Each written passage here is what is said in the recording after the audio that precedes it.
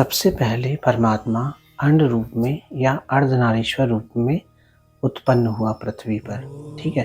उसके उपरांत पृथ्वी में नर नारी का निर्माण हुआ। नर नारी से हम सब उत्पन्न हुए। जो हम संतान है उसी नर नारी की संतान है। तो मैं जानना चाहता हूँ कि हर कोई धर्म जात पात के पीछे विवाद कर रहा है या अपने को बड़ा दूसरे को छोटा महसूस करा रहा है या कर रहा है, तो ऐसा क्यों? जब हम उसी की संतान हैं, हम सब उसी के बच्चे हैं, तो हम में भेदभाव कैसे हो गया? हम अलग अलग धर्म के कैसे हो सकते हैं या हम अलग अलग जाति के कैसे हो सकते हैं जब हमारा एक ही माता पिता है, जब हमारा एक ही परमात्मा है, जब हमारा सूर्य एक है, ये पृथ्वी एक है, हमारे सारे ग्रह नक्षत्र एक एक हैं, तो हम अलग अलग कैसे हो गए? हमारा रूप जो है उसी की देन है, हम उसी के बच्चे हैं, तो हम अलग अलग अपने को क्यों मान रहे हैं? हम किसी को छोटा बड़ा क्यों तौल रहे हैं? है ना?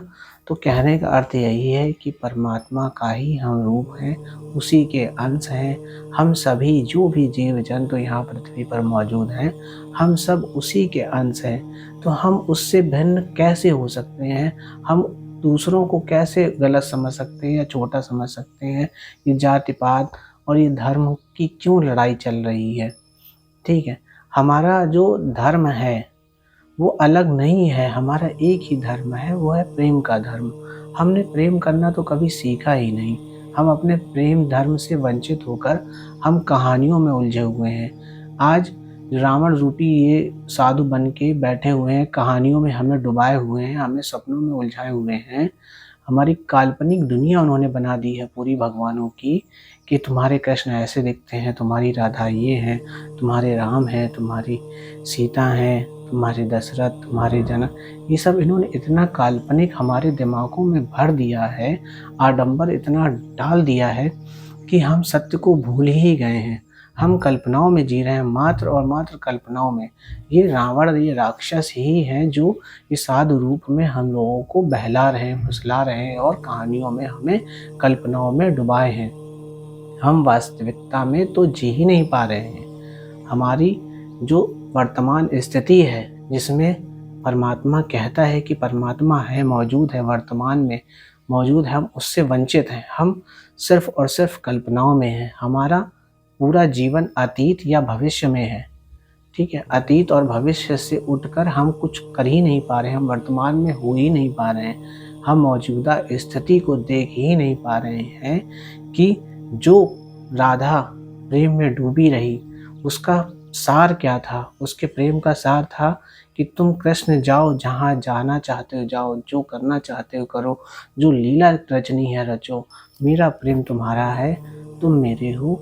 यही प्रेम का अर्थ है। हमारा प्रेम का अर्थ ही गलत निकल गया। ठीक है। हम केवल कल्पनाओं में जी रहे हैं। हम राम के से कुछ सीख ही नहीं पाए, ना राम से सीख पाए, ना सीता से सीख पाए। अगर सीता इतनी पवित्र थी, ठीक है, हम मानते हैं कि हाँ पवित्र हैं, वो सीता पवित्र थी और है, तो आप नहीं हो क्या? अगर आप नहीं हो तो फिर किस कल्पनाओं में डूबे हो? हम सब जब उसी के बच्चे हैं तो हम भी उसी का ही रूप हैं, उसी के ही अंश हैं। तो हमें ये चीज़ को समझना होगा कि हम इन ढोंगियों के चक्कर में पड़ने से हम सिर्फ कल्पनाओं में, हमने केवल कल्पना करी कि हमारे कृष्ण ऐसे दिखते हैं, हमारी मुरली, अरे उन्होंने मुरली देखी, उन्होंने सब लीलाएं देखी, दिखा रहे हैं आपको, कल्पनाओं में जाल में फंसा रखा है। आप देखो कि अपने बच्चे को, ठीक है, हमारे परिवार में छोटे छोटे बच्चे, वो क्या कृष्ण का रूप नहीं है? आप उनकी लीलाओं से कैसे वंचित रह सकते हो? उनकी लीलाओं को देखो, उनको महसूस करो, उनको जियो। यही वर्तमान में जीना है।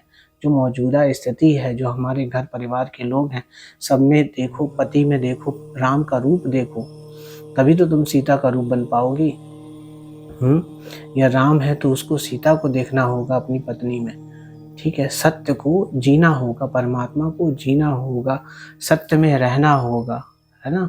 कहने का अर्थ यही है कि वर्तमान स्थिति में ही परमात्मा मौजूद है। हम कल्पनाओं के जाल से जब तक ऊपर नहीं उठेंगे, हम राम की लीलाओं को देखते हैं, हम राम की लीलाओं से सीखो, लेकिन काल्पनिक मतलब ढकोसले में पड़े रहने से क्या मतलब है? हम सिर्फ कल्पनाओं के जाल में इतना उलझे हुए हैं, या तो हम अतीत में घुसे रहते हैं, अतीत में कल्पनाओं में कि हाँ ऐसा हुआ था, हम उसमें रस में डूबे रहते हैं, या हम भविष्य में ये पा लेंगे, इसकी कल्पनाओं में हम डूबे रहते हैं। हम वर्तमान का क्षण तो भूल ही गए हैं, जैसे वर्तमान कुछ है ही नहीं। यदि वर्तमान में हम जीना आरंभ कर देंगे, तो हम देखेंगे यहीं कृष्ण है, यहीं वो छोटी-छोटी राधा रूपी माता हैं हमारी, या बाल लीलाएँ कर रही हैं, उनको देखो जो हमारे घरों में राधा कृष्ण हैं, मौजूद हैं। हम उनको ना देख कर हम जाने किसे जप रहे हैं और किसको पुकार रहे हैं। जो भी नाम है ईश्वर का ही नाम है। जब हर शब्द, हर अक्षर उससे उत्पन्न हुआ है, तो कैसे कोई अलग हो सकता है उससे? ठीक है, हम केवल कल्पनाओं में जी रहे हैं जो मौजूदा स्थिति में हमारे पास हैं। जो दशरथ रूपी राम के पिता हैं, वो हमारे पिता हैं। ठीक है, वो उनकी करुणा हमें दिखती है कथाओं में, कहानियों में, कि उनको कितना कष्ट हुआ और जनक को कितना कष्ट हुआ उनके रोने में। सीता के विदाई के समय उनके आँसुओं से हम रोने लगते हैं, लेकिन हमने अपने पिता का दुःख देखा? नहीं देखा। क्यों? क्योंकि हम सिर्फ़ कल्पनाओं में डूबे हुए हैं। हम कहानियों को पकड़ कर बैठे हुए हैं कि ये आ रहे हैं महात्मा जी, इन्होंने बताया, और हम उनके रस में डूबे हुए हैं। अरे वर्तमान में जो तुम्हारे घर में, उसमें रस क्यों नहीं आ रहा है तुम्हें? तुम्हें बाहर क्यों जाना पड़ रहा है? तुम्हारे पास राधा है, कृष्ण है, राम है, सब कुछ मौजूद है। ठीक है? जो भी वहाँ पे दिखाते हैं षड्यंत्र वाले, वो षड्यंत्र वाले भी लोग तुम्हारे घर में मौजूद हैं। उनके समझो, उनको सुलह-मशवरा करो, उनकी गलतफ़हमियों को दूर करो। कहने का अर्थ सिर्फ़ और सिर्फ़ यही है कि कल्पनाओं से निकल कर, अतीत से निकल कर मौजूदा स्थिति में जीना, वर्तमान में रहना ही हमारा धर्म है।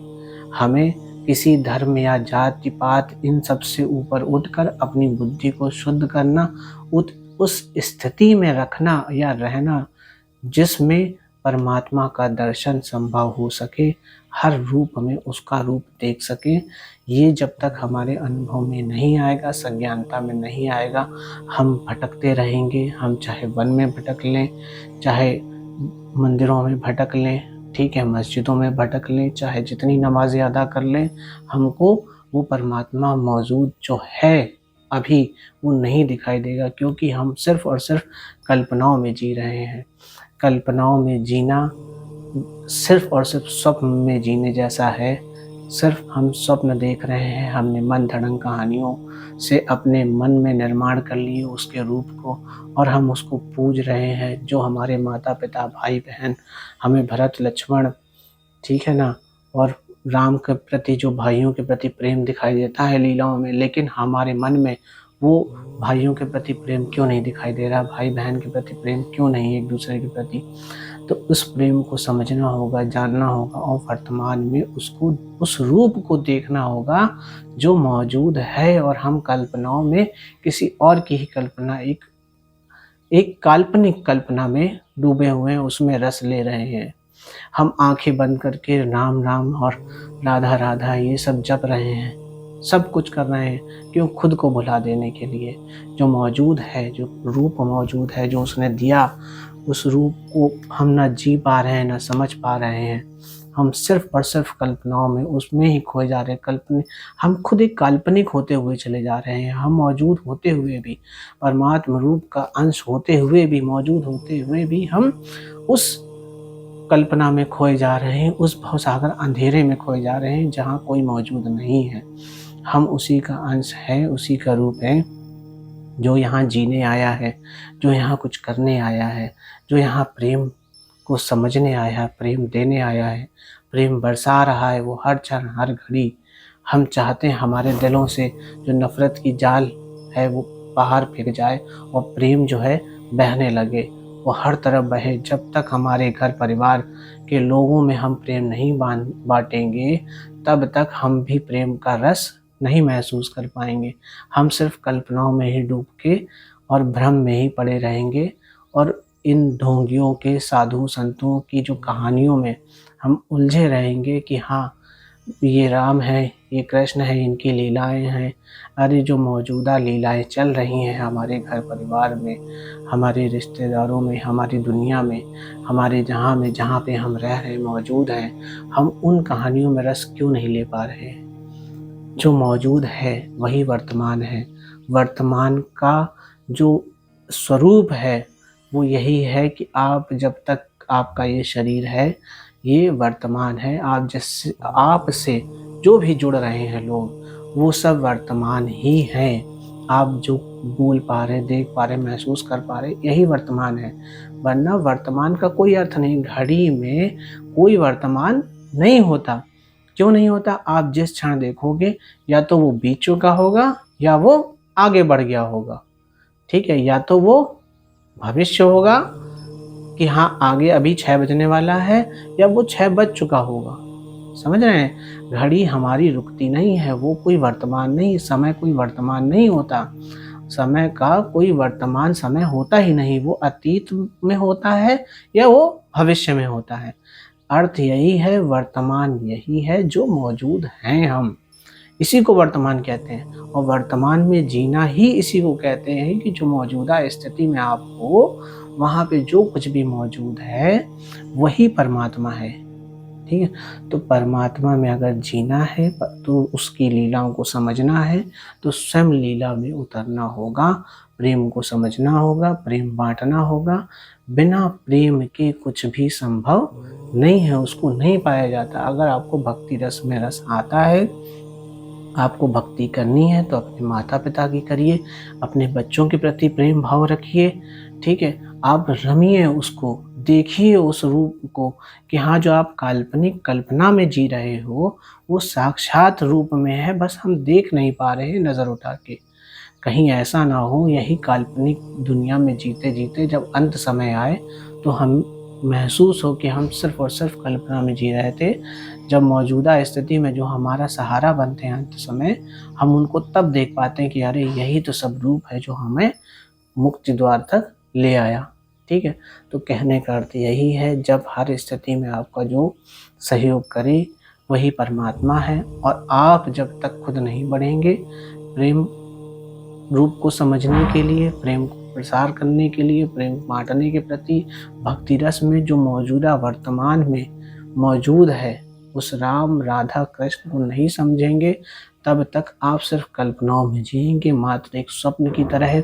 चाहे आप आंखें बंद करके कल्पना में डूबे रहें, चाहे आंखें खोल के भविष्य को देखते रहें कि हाँ भविष्य में हमको ये परमात्मा मिल जाएगा, या हम वहाँ पहुँच जाएंगे तो वहाँ पे बैठा हुआ है परमात्मा, हम उसके दर्शन कर लेंगे। वो सिर्फ और सिर्फ कल्पना ही करके हमने मूर्तियाँ बनाई हैं, मंदिर बनाए हैं, मस्जिद बनाए हैं। ठीक है कि वो वहाँ मौजूद है, हम जाएंगे और हमें मिल जाएगा। तो आज तक किसी को नहीं दर्शन हुए। दर्शन वही कर पाया जो वर्तमान में जी पाया।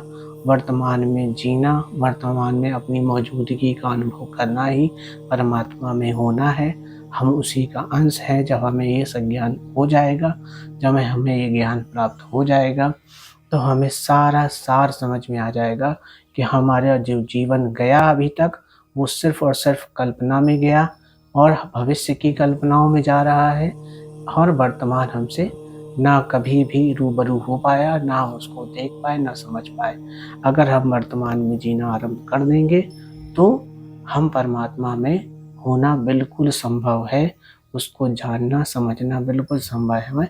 जैसे ही कल्पनाओं का जाल टूटेगा, ये शीशा कल्पनाओं का टूटेगा, वैसे ही साक्षात दर्शन हमारे हो जाएंगे, परमात्मा के दर्शन हो जाएंगे। हमें वो मार्ग दिख जाएगा, मिल जाएगा कि हाँ वर्तमान में ही सब कुछ मौजूद है। हर रूप का उसका एक लीला है, वो सब कुछ दिखने लगेगी, सारी लीलाएं उसकी दिखने लगेंगी। कहीं कोई भी अंतर ऐसा नहीं दिखेगा जो हम न देख पाएँ। ठीक है? तो हमारा यही उद्देश्य है कि सत्य में जिएं, प्रेम भाव रखें, अपनों के प्रति प्रेम रखें, जो भी मिले उसमें उसका रूप देखें।